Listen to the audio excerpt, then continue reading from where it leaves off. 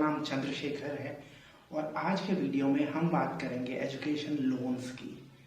देखिए, अगर आप पढ़ने का प्लान बना रहे हैं भारत में या विदेश में, आप जानते ही हैं कि पढ़ाई महंगी होती जा रही है।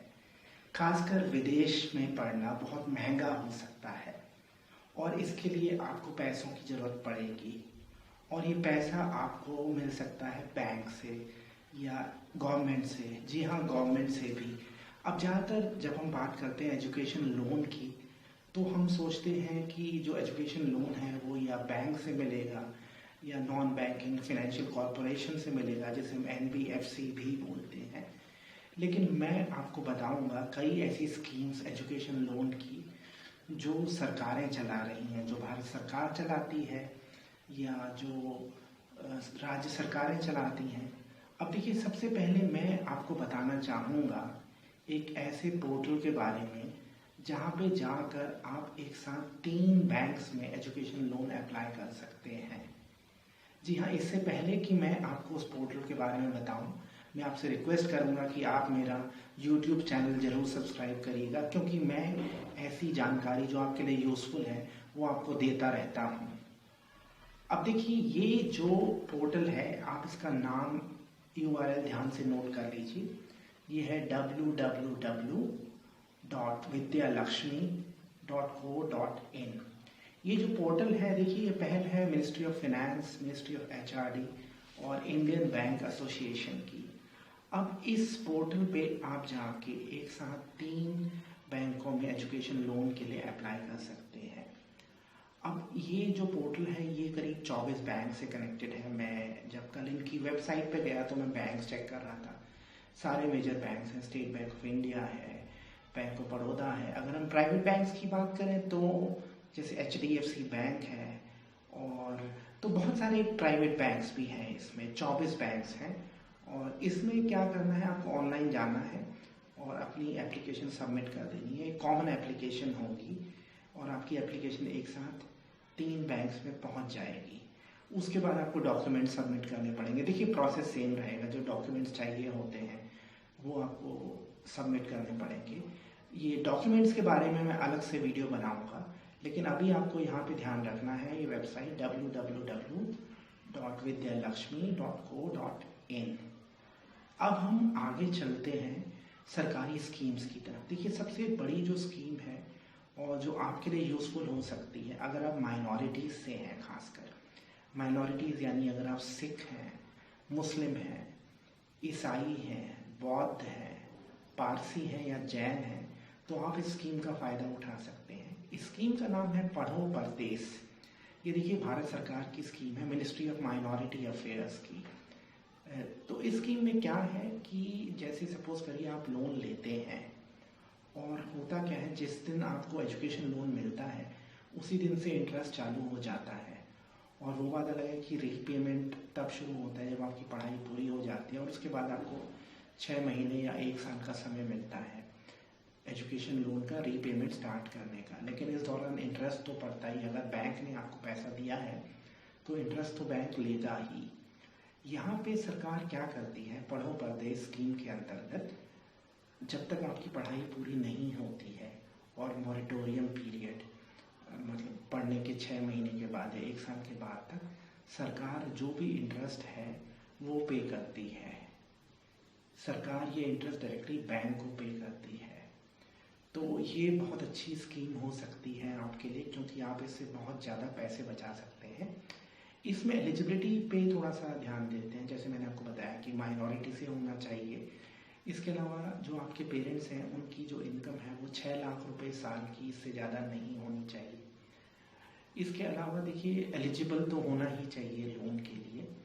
और इसमें क्या है, आप किसी भी पोस्ट ग्रेजुएट कोर्स या PhD के लिए अप्लाई कर सकते हैं।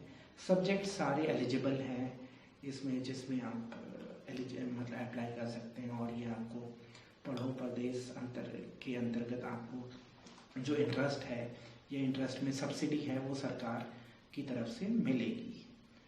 तो आप थोड़ा सा गूगल भी करना, पढ़ो परदेस स्कीम को अगर आप गूगल करेंगे आप इसके डिटेल्स देख पाएंगे। मैं यहाँ पे मिनिस्ट्री ऑफ माइनॉरिटीज़ अफेयर की वेबसाइट भी आपके साथ शेयर कर रहा हूँ, लेकिन आपको गूगल करने पे ये स्कीम मिल जाएगी। सन 2017-18 में करीब 3,500 स्टूडेंट्स ने स्कीम का फ़ायदा उठाया था। अब देखिए, ये तो स्कीम हो गई भारत सरकार की। एक चीज़ हमें बताना चाहूँगा, देखिए भारत में इस समय 60 करोड़ से ज़्यादा लोग हैं जो 25 साल से कम के हैं, यानी ऐसे लोग जो कल को यूनिवर्सिटीज़ में जाएंगे, कॉलेजेस में पढ़ेंगे। तो एजुकेशन लोन आरबीआई के अनुसार प्रायोरिटी सेक्टर में है, यानी एक ऐसा क्षेत्र है शिक्षा का जो बहुत इम्पॉर्टेंट है, इसलिए एजुकेशन लोन को प्रायोरिटी सेक्टर में माना गया है। और देखिए क्या है, अब हम सन 70 के दशक में सुनते थे रोटी कपड़ा और मकान।